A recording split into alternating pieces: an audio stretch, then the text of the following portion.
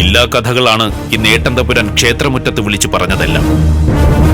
അതിനു പുറകിൽ ഏട്ടൻ തമ്പുരാന് വ്യക്തമായ ലക്ഷ്യങ്ങളുണ്ട്. കുഞ്ഞിപ്പെണ്ണ് ക്ഷേത്രനടയിൽ എത്തിയെന്ന് പറഞ്ഞാൽ അയിത്തത്തിനെക്കുറിച്ച് മാത്രം ചിന്തിക്കുന്നവർക്ക് അതൊരായുധമായിരിക്കും.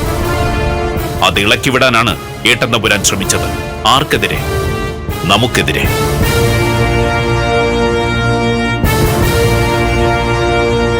ഒന്നുകിൽ ആളുകൾ പറയുന്നത് പോലെ ഏട്ടൻ തമ്പുരാന്റെ ചിത്തഭ്രമം പൂർണ്ണമായി മാറിയിട്ടില്ല, അല്ലെങ്കിൽ ഏട്ടൻ തമ്പുരാൻ ദേശമംഗലത്ത് സ്വസ്ഥത ഇല്ലാതാക്കാൻ ശ്രമിക്കുന്നു. അനുജൻ പറയൂ, ഞാൻ എന്താണ് വേണ്ടത്? അദ്ദേഹത്തെ കൂടാതെ ദേശമംഗലത്തൊന്ന് മടങ്ങിപ്പോകാൻ ഞാൻ തയ്യാറാണ്. ഏട്ടത്തെ അങ്ങനെ ചെയ്യണമെന്ന് ഞാൻ പറഞ്ഞില്ല, പക്ഷേ ഏട്ടൻ തമ്പുരാനെ സൂക്ഷിക്കേണ്ടിയിരിക്കുന്നു. അനുജൻ, ഞാൻ എന്താണ് വേണ്ടതെന്ന് പറയൂ. അല്ലെങ്കിൽ ഏട്ടൻ തമ്പുരാൻ പറഞ്ഞതുപോലെ ഒരു ആത്മഹൂതി മാത്രമേ എന്റെ മുന്നിലുള്ളൂ. ഏട്ടത്തി ഒന്ന് വെറുതെ ഇരിക്കൂ. അതൊന്നും പ്രശ്നപരിഹാരമല്ല. ഞാൻ ഈ പറയുന്ന വാക്കുകളൊക്കെ അനുജനും അനുജത്തെയും കേൾക്കണം. പക്ഷെ ഇപ്പോൾ എന്റെ മനസ്സിൽ മറ്റു ചിന്തകളില്ല. അദ്ദേഹത്തോടൊപ്പം നന്നായി ജീവിക്കണമെന്നുള്ള ആഗ്രഹം മാത്രമേ ഉള്ളൂ.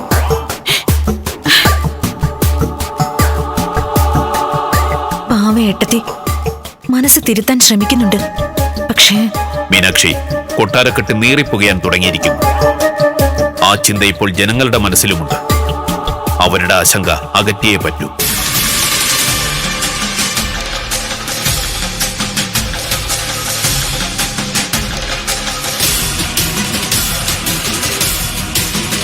എന്താ സുകന്യ, അനുജനും അനുജത്തിയും എന്തൊക്കെ പറഞ്ഞേൽപ്പിച്ചിട്ടുണ്ട് നിന്നോട്? അങ്ങേക്ക് ഭ്രാന്താണോ? ഒരു ചെറിയ പെൺകുട്ടിയെ ശത്രുവിന്റെ സ്ഥാനത്ത് നിർത്തുക, ക്ഷേത്രമുറ്റത്ത് അവളെ കണ്ടു എന്ന് കള്ളം പറയുക, ഇതൊക്കെ ഭ്രാന്തിന്റെ ലക്ഷണമല്ലെങ്കിൽ പിന്നെ മറ്റെന്താണ്? അവൾ ക്ഷേത്രമുറ്റത്ത് എത്തിയിട്ടില്ല എന്ന് തന്നെയാണോ സുകന്യയും വിശ്വസിക്കുന്നത്? പിന്നല്ലാതെ. അങ്ങ് മാത്രം കുഞ്ഞിയെ കാണുക. എന്താ ദിവ്യദൃഷ്ടിയുണ്ടോ? നമുക്ക് ഭ്രാന്തില്ല. നാം പറയുന്നത് സത്യമാണ്. ദേശമംഗലത്തമ്മയുടെ നടയിൽ ഇന്ന് ആ കുഞ്ഞ് വന്നിട്ടുണ്ട്. പൂജാരിയും പൂജാരിയുടെ മകളും ചേർന്ന് ആ കുഞ്ഞിനെ ഒളിപ്പിച്ചതാണ്. വാസ്തവം മനസ്സിലാക്കുന്നതിന് പകരം നമുക്ക് മാനസിക പ്രശ്നമുണ്ടെന്ന് വരുത്തി തീർക്കാണ് എല്ലാവരും. ഇതിന്റെ പിന്നിൽ ആരാണെന്ന് നമുക്കറിയാം. ആര്? നമ്മുടെ അനുജൻ തമ്പുരാൻ. ദേശമംഗലത്ത് നാം സർവസമ്മതനായിക്കൊണ്ടിരിക്കുന്നതും ദേശമംഗലത്തെ മേൽജാതിക്കാർ നമ്മെ അവരുടെ തലവനായി കാണുന്നു എന്നുള്ളതും അനുജൻ തമ്പുരാൻ ഭയക്കുന്നു. രാജാധികാരം നിലനിർത്താനുള്ള മാർഗം അത് തമ്പുരാനും പഠിച്ചു കാണുമല്ലോ. എല്ലാത്തിന്റെയും പിന്നിൽ അത് തന്നെ.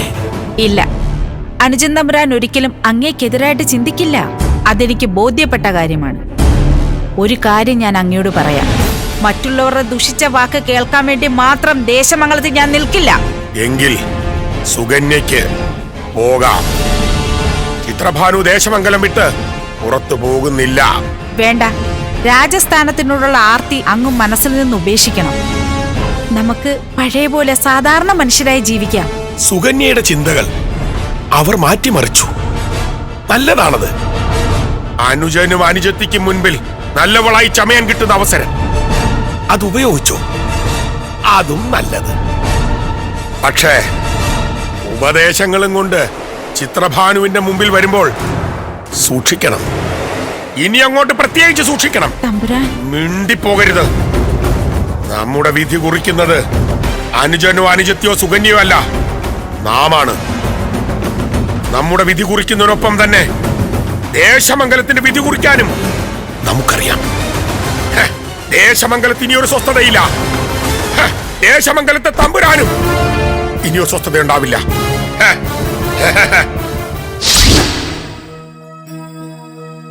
കുഞ്ഞി, എന്താ അമ്മേ? മോള് ഉറങ്ങുന്നില്ലേ? എനിക്ക് ഉറക്കം വരുന്നില്ലമ്മേ. ഞാനിന്ന് ദേശമംഗലത്തമ്മയെ കണ്ട ദിവസമല്ലേ, അതും നടയിൽ ഇത്ര അടുത്ത്. കണ്ണടയ്ക്കാൻ പറ്റുന്നില്ല. ചിത്രഭാനു തമ്പ്രാന് മുൻപ് ഭ്രാന്തുണ്ടായത് കൊണ്ടാ തമ്പ്രാൻ പറഞ്ഞിട്ട് ആരും കാര്യാക്കാത്തത്. അല്ലെങ്കിൽ വേദക്കുട്ടിയുടെ കയ്യിൽ പിടിച്ചാൽ എന്നെ ആർക്കും കാണാൻ പറ്റില്ലമ്മേ. യോഗിനി അമ്മ എന്തോ മന്ത്രം പറഞ്ഞു കൊടുത്തതാ വേദക്കുട്ടിക്ക്. അമ്പലത്തിനകത്ത് കയറിയെന്ന് ആരോടും പറയല്ലേ. പിന്നെ യോഗിനിയമ്മ തടസ്സം നിന്നാലും എല്ലാരും കൂടി നമ്മളെ ദ്രോഹിക്കും. എന്ത് രസമാണെന്നറിയാമോ അമ്മേ? ദേശമംഗലത്തമ്മയുടെ നടയിൽ നിന്നാല് എന്തൊരു സുഖമാണ്. ദേവിയുടെ മുഖം കാണണം അമ്മേ. എന്തൊരു ഭംഗിയാണ്, എന്തൊരു തിളക്കമാണ്. എന്റെ മോളുടെ ഭാഗ്യം. അമ്മയ്ക്കും ദേശമംഗലത്തമ്മയെ കാണണമെന്നില്ലേ? അമ്പലത്തിൽ കയറണമെന്നില്ലേ? അമ്മ മോളെ പോലെ കുഞ്ഞല്ലല്ലോ. അതിന് ഞാൻ യോഗിനിയമ്മയോട് പറയും, ഒരു ദിവസം അമ്മയെ ഇതുപോലെ കൊണ്ടുപോകണമെന്ന്. എന്നെ വേദക്കുട്ടിയല്ലേ കൊണ്ടുപോയത്. അമ്മയെ യോഗിനിയമ്മ നേരിട്ട് കൊണ്ടുപോകും. വേണ്ട മോളെ, അമ്മയ്ക്ക് അങ്ങനത്തെ ആഗ്രഹങ്ങളൊന്നുമില്ല. എന്റെ മോളുടെ ആഗ്രഹം ഭഗവാൻ സാധിച്ചു തന്നല്ലോ, അത് മതി. ആ സന്തോഷം മതി അമ്മയ്ക്ക്. വേദക്കുട്ടി ശരിക്കും ആരാ അമ്മേ? വേദക്കുട്ടി ആരാ? ദേശമംഗലത്തെ പൂജാരിയുടെ മകള്, കുഞ്ഞു പെണ്ണിന്റെ കൂട്ടുകാരി, വല്യമ്മയുടെ മോള്. അല്ലമ്മേ, വേദക്കുട്ടി ദൈവമാ. എല്ലാവരെയും മനുഷ്യരായിട്ട് കാണുന്നത് ആരാ? ദൈവമല്ലേ? അങ്ങനെയല്ലേ യോഗിനിയമ്മ പറഞ്ഞു തന്നിരിക്കുന്നത്. നമ്മളെ മനുഷ്യരായി കാണുന്നത് ആരാ? വേദക്കുട്ടി. അപ്പൊ വേദക്കുട്ടി ദൈവമല്ലേ? അതുകൊണ്ടല്ലേ ഞാൻ വേദക്കുട്ടിയെ പോലെയാണെന്ന് പറയുന്നത്. മോള് പറഞ്ഞത് ശരിയാ. മനസ്സിൽ നന്മയുള്ളവരൊക്കെ ദൈവത്തിന്റെ അവതാരങ്ങളാ. അമ്മയ്ക്കും മോൾക്കും വേദക്കുട്ടി ദൈവത്തെ പോലെ തന്നെയാ. വേദക്കുട്ടി നമ്മളുടെ കൂടെ വന്നില്ലായിരുന്നെങ്കിൽ നമ്മൾക്ക് ഇത്ര ധൈര്യമൊന്നും ഉണ്ടാവില്ലായിരുന്നു. ഇപ്പൊ നമുക്ക് ധൈര്യമുണ്ട്, പ്രാർത്ഥിക്കാൻ ദൈവമുണ്ട്. ഒക്കെ വേദക്കുട്ടിയുടെ മിടുക്ക. ഞാൻ ഒരിക്കലും വേദക്കുട്ടിയോട് പിണങ്ങില്ല. വേദക്കുട്ടി എന്ത് പറഞ്ഞാലും ഞാൻ അത് കേൾക്കും. എനിക്ക് അത്രയ്ക്ക് ഇഷ്ടമാണ് വേദക്കുട്ടിയെ. എന്നും അങ്ങനെ തന്നെ ആയിരിക്കട്ടെ മോളെ. ഇനിയൊന്ന് ഉറങ്ങോ? നാളെ ഭഗവാനെ തിരിവെക്കാനുള്ളതാ. എന്നാൽ ഞാൻ ഉറങ്ങാം. ഭഗവാനുള്ള പൂജ ഞാൻ ഒരിക്കലും മുടക്കില്ല.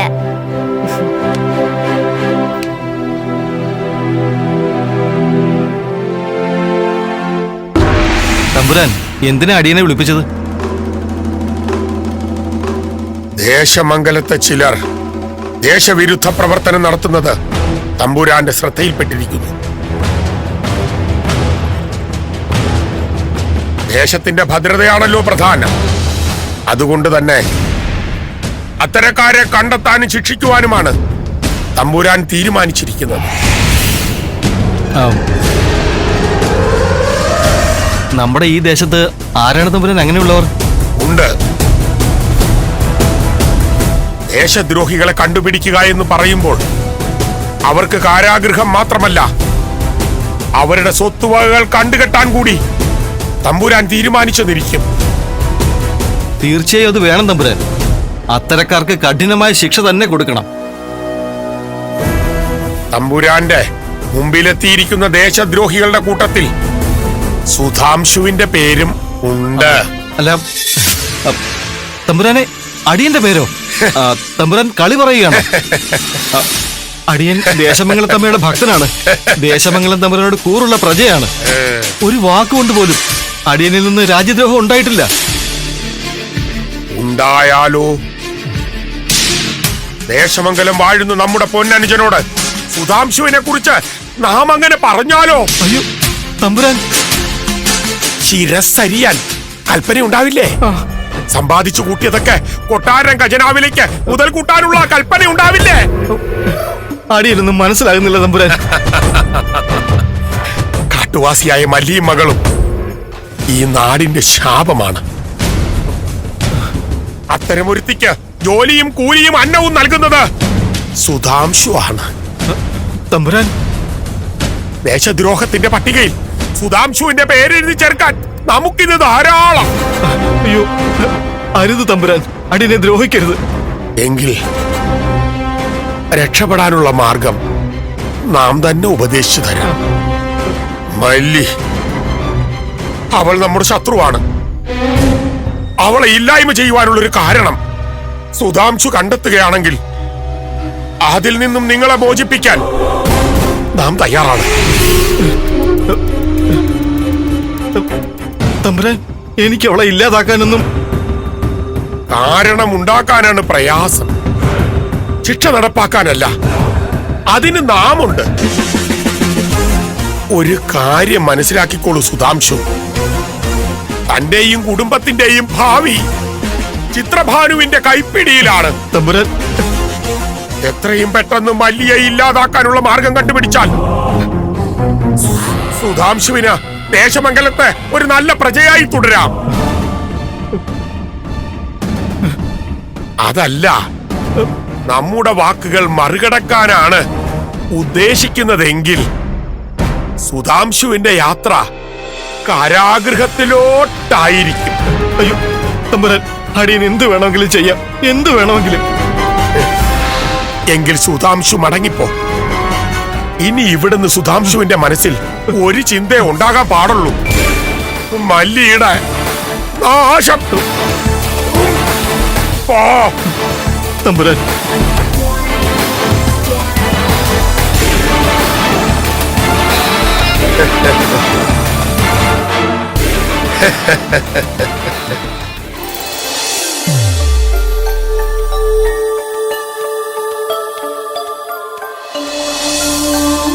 വേദക്കുട്ടി, ഏട്ടനെന്താ ഇവിടെ? ചുമ്മാ വെറുതെ ഒന്ന് ചുറ്റാനിറങ്ങിയതാണ്. വേദക്കുട്ടിക്ക് ഒരു കാര്യം തരാൻ മറന്നു. എന്താ? കുറച്ചു ദൂരെ പോയപ്പോ ഒരു സമ്മാനം വാങ്ങിയതാണ്, തരാൻ വിട്ടുപോയി. സമ്മാനമോ? എന്തിന്? വേദക്കുട്ടി പറയുന്ന പാഠങ്ങളൊക്കെ പഠിക്കുന്നു, നൃത്തത്തിന്റെ കാര്യത്തിലാണെങ്കിലും നല്ല രീതിയിൽ ചെയ്യുന്നു. പിന്നെ ഗുരുനാഥനും ഗുരുപുത്രിക്കും നല്ല അഭിപ്രായം.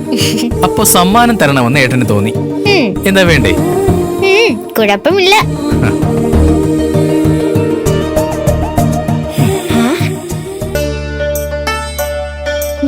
കൊള്ളാമോ? ഇതെവിടെന്നാ? കണ്ടപ്പോ വാങ്ങിച്ചു.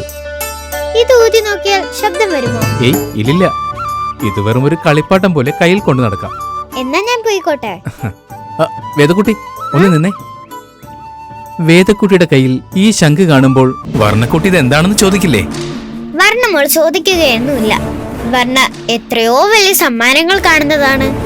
ഇതാ കുട്ടി ശ്രദ്ധിക്കുക പോലുമില്ല. എന്നാ ശ്രദ്ധിക്കുന്ന വഴി ഏട്ടനറിയാം. അതെന്തിനാ? കാര്യമുണ്ട്. വർണ്ണക്കുട്ടി വേദക്കുട്ടിയുടെ ഈ ശംഖ് ചോദിച്ചാൽ വേദക്കുട്ടി കൊടുക്കുമോ ഇല്ലയോ? വർണ്ണക്കുട്ടി ചോദിച്ചാൽ ഞാനിത് കൊടുക്കും. എന്നാൽ ചോദിക്കും, നോക്കിക്കോ. ഏട്ടൻ എന്തൊക്കെയായി പറയുന്നത്? എനിക്കൊന്നും മനസ്സിലാവുന്നില്ല. പ്രിയംവതയ്ക്ക് ഞാനൊരു ഉറപ്പ് കൊടുത്തിട്ടുണ്ട്, വർണ്ണമോളെയും വേദക്കുട്ടിയും കൂട്ടുകാരായി കാണിച്ചു കൊടുക്കാമെന്ന്. ഇതൊക്കെ അതിനുവേണ്ടിയാണ്. വർണ്ണമോള് വേദക്കുട്ടിയുടെ അടുത്ത് ചെന്ന് ചോദിക്കുന്ന ചോദ്യങ്ങൾക്കൊക്കെ മറുപടി പറയണം. വർണ്ണമോൾ എന്താണ് ചോദിക്കുന്നതെന്ന് പറഞ്ഞാൽ മതി. എന്ത് ചോദിച്ചാലും വേദക്കുട്ടിക്ക് അതിനൊക്കെ മറുപടി ഉണ്ടാവും. വേദക്കുട്ടി മിടിക്കില്ലേ, പിന്നെന്താ? എങ്കിൽ പോയിക്കോളൂ. വേദക്കുട്ടി, പിന്നെ ഞാൻ ഈ ശംഖ് തന്ന കാര്യം ചേച്ചിയോട് പറയണ്ട കേട്ടോ. ചേച്ചിയെ പരീക്ഷിക്കുകയാണോ? അല്ല, ചേച്ചി എന്നെയാണ് പരീക്ഷിക്കുന്നത്. എനിക്കും ചെയ്യിക്കണ്ടേ?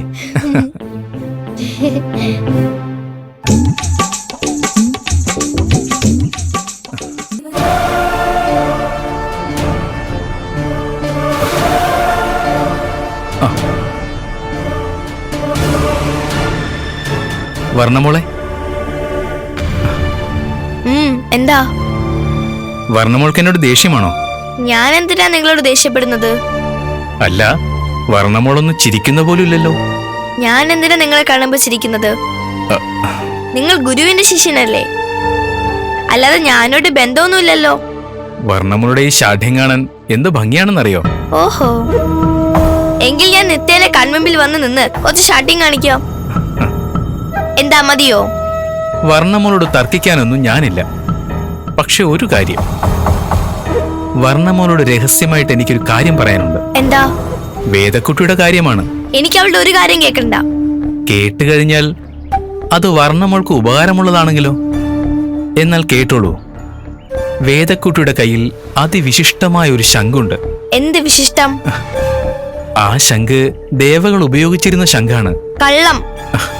അതെ, ആ ശംഖ് വാങ്ങി ഒരാൾ ഊതിയാൽ ശിവഭഗവാൻ നേരിട്ട് പ്രത്യക്ഷപ്പെടും. കള്ളം, കള്ളം, കള്ളം. അങ്ങനെ ഒരു ശങ്കനെ കുറിച്ച് ഞാൻ ഇന്ന് വരെ കേട്ടിട്ടില്ല. നമുക്കറിവില്ലാത്ത എത്രയോ കാര്യങ്ങൾ ഈ ലോകത്തുണ്ട്. എത്രയോ കാര്യങ്ങൾ നാം കേൾക്കുന്നുണ്ട്. ഞാൻ എന്തുകൊണ്ടാണ് ഇത് പറഞ്ഞതെന്ന് അറിയാമോ? വേദക്കുട്ടി ആ ശംഖ് ഊതുകയും ഭഗവാൻ പ്രത്യക്ഷപ്പെടുകയും ചെയ്താൽ വേദക്കുട്ടി ചോദിക്കുന്നതെന്തും ഭഗവാൻ കൊടുക്കും. അപ്പോ വർണ്ണമോള് വേദക്കുട്ടിക്ക് ഒരുപാട് പുറകിലായി പോകില്ലേ? അതാലോചിച്ചപ്പോൾ പറഞ്ഞെന്നേ ഉള്ളൂ. ഒന്ന് നിൽക്കൂ.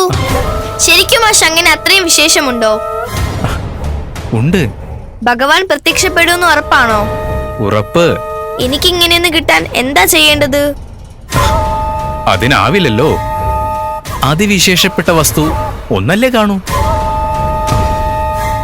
വർണ്ണമോളൊരു കാര്യം ചെയ്യും. വേദക്കുട്ടിയുമായിട്ടുള്ള വഴക്കൊക്കെ അവസാനിപ്പിച്ച് വേദക്കുട്ടിയുടെ ചങ്ങാതിയാവൂ. ചങ്ങാതിമാർക്ക് വേണ്ടി വേദക്കുട്ടി എന്തു ചെയ്യും? കുഞ്ഞിപ്പെണ്ണിന് വേണ്ടി ചെയ്യുന്നത് കണ്ടിട്ടില്ലേ? എന്താ വേദക്കുട്ടിയുമായിട്ടുള്ള ചങ്ങാത്തും കൂടാൻ എന്താ പ്രശ്നം? അത് വേണ്ട. ഓ, വേണ്ടെങ്കി വേണ്ട. ശംഖ് വേദക്കുട്ടി തന്നെ എടുത്തോട്ടെ. വേദക്കുട്ടി തന്നെ ഭഗവാനെ പ്രത്യക്ഷപ്പെടുത്തിക്കോട്ടെ. ഒരു കാര്യം എന്തായാലും ഉറപ്പാ, വർണ്ണമുളക്കാൾ കഴിവ് വേണമെന്നായിരിക്കും വേദക്കുട്ടി ചോദിക്കുക. ഒന്ന് നിന്നേ. ഞാൻ വേദക്കുട്ടിയുമായി കൂട്ടായാൽ അവൾ ശംഖ് എനിക്ക് തരുമെന്ന് ഉറപ്പല്ലേ? ഒന്ന് ശ്രമിച്ചു നോക്കൂ. ശരി, ഞാൻ കൂട്ടാവാം. എന്നാലും വർണ്ണക്കുട്ടി എന്തിനാ ആവശ്യമില്ലാത്ത കാര്യങ്ങൾ ആലോചിക്കുന്നത്? വേദക്കുട്ടിക്ക് വർണ്ണമുള ഇഷ്ടമാണ്. ഒന്നും മിണ്ടി അടുത്ത് ചെന്നാൽ പിന്നെ വേദക്കുട്ടി വർണ്ണമുൾക്ക് വേണ്ടി എന്തും ചെയ്തു തരും. ശരി, ഞാനൊന്ന് ശ്രമിക്കട്ടെ.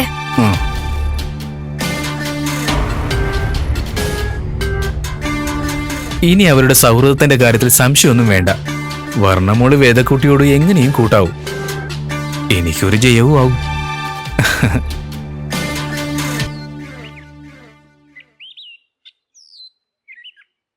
ചേച്ചി, വേദക്കുട്ടി എവിടെ? അത് വേദക്കുട്ടി വന്നില്ലേ? വന്നു. വേദക്കുട്ടി നൃത്ത മണ്ഡപത്തിലുണ്ട്. എന്നാ ഞാൻ വേദക്കുട്ടിയുടെ അടുത്തേക്ക് ചെല്ലട്ടെ. ചേച്ചി പേടിക്കണ്ട.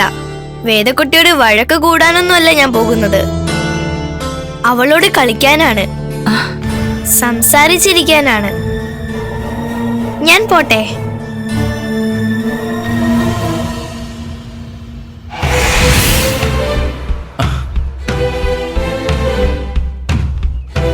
എന്താണ്?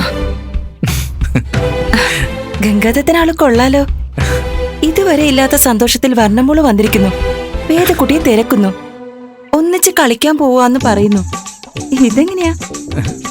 ഞാൻ പറഞ്ഞില്ലേ ഒരു മായാജാലം കാണിച്ചു തരാമെന്ന്. അത് തന്നെയാണ് സംഗതി. എനിക്ക് വിശ്വസിക്കാനാവുന്നില്ല. വർണ്ണക്കുട്ടി ഒന്ന് മാറ്റിയെടുക്കാൻ ഞാനും അച്ഛനും എത്രയൊക്കെ വിദ്യകൾ പ്രയോഗിച്ചു. അത് സാധിച്ചില്ല. പക്ഷേ ഗംഗാദത്തനത് മാറ്റിയെടുത്തിരിക്കുന്നു. ഇനി കുട്ടികൾ തമ്മിൽ വഴക്കുണ്ടാവില്ല. നോക്കൂ, അവരെങ്ങനെയാണ് സ്നേഹത്തോടെ ഇരിക്കുന്നതെന്ന്.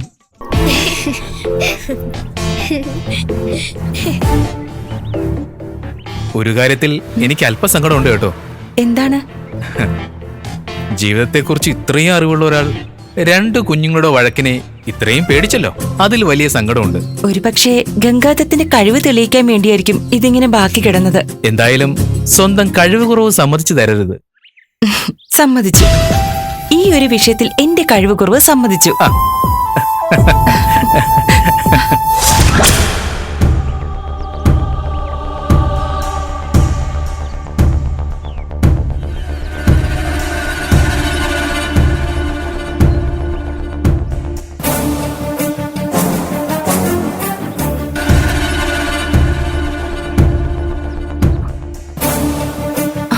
എന്തുപറ്റി? സന്തോഷത്തിൽ വന്നതാണല്ലോ. വേദക്കുട്ടി, എന്താ സംഭവിച്ചത്? വർണ്ണമോൾക്ക് എന്താ ദേഷ്യം വന്നത്? രണ്ടാളും പിണങ്ങിയോ? ദേഷ്യത്തിന്റെ കാരണം ഏട്ടനല്ലേ? വർണ്ണമോളോട് എന്തിനാ കള്ളം പറഞ്ഞത്? എന്ത് കള്ളം? എന്റെ കയ്യിലൊരു മാന്ത്രിക ശംഖുണ്ട്. അത് ഊതിയാൽ ഭഗവാൻ നേരിട്ട് പ്രത്യക്ഷപ്പെടും, വരങ്ങൾ തരുമെന്നൊക്കെ ഏട്ടൻ വർണ്ണമോളോട് പറഞ്ഞു. അതിന് വേദക്കുട്ടിയുടെ കയ്യിൽ അങ്ങനെ ഒരു ശംഖുണ്ടോ? ഇത് എവിടെന്നാ കിട്ടിയതെന്നറിയാമോ? ഏട്ടൻ എനിക്ക് തന്നതാ. കളിച്ചോളാൻ പറഞ്ഞു. ഞാൻ ഇവരുടെ വഴക്കൊക്കെ ഒന്ന് മാറാൻ വേണ്ടി. ഏട്ടനിപ്പോ ഒരു ഗുരുനാഥനല്ലേ? ഗുരുനാഥന്മാര് കളവ് പറയാൻ പാടുണ്ടോ? വെറുതെ വരണ പോലെ ദേഷ്യം പിടിപ്പിച്ചു. ദാ ഇത് ഏട്ടൻ തന്നെ വെച്ചോളൂ, എന്നിട്ട് കളിച്ചോളൂ.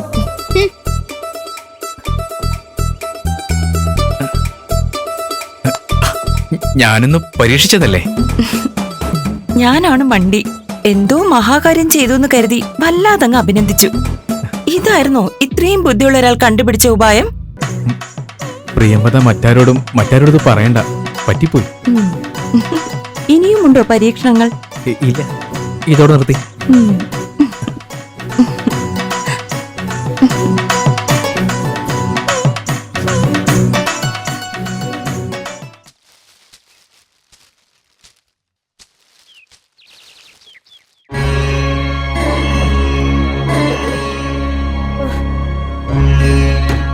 അയ്യോ അമ്മേ, അയ്യോ അയ്യോ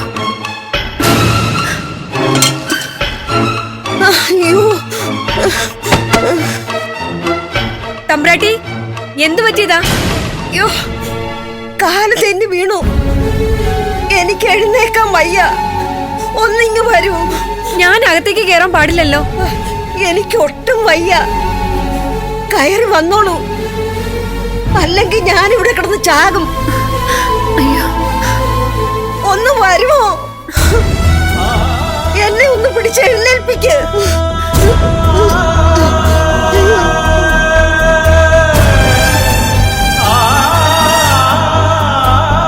അയ്യോ തമ്പ്രാട്ടി, അയ്യോ തമ്പ്രാട്ടി, കൈയും കാലും തെന്നിപ്പോയി മോള്. അയ്യോ തമ്പ്രാട്ടി ഇവിടെ ഇല്ലല്ലോ. ഇപ്പൊ എന്താ ചെയ്യാ? എന്നെ കൊണ്ടുപോയി ആ കട്ടിലൊന്ന് നിർത്തിയാ മതി. വരൂ.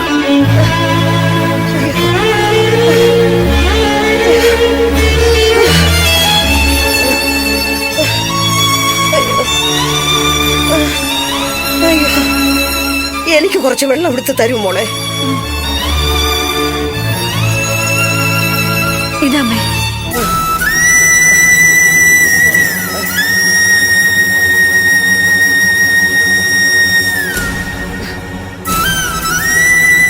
പറമ്പിൽ നീ ഉണ്ടായിരുന്നത് നന്നായി, അല്ലെങ്കിൽ ആര് വന്ന് എന്നെ സഹായിക്കാനാ?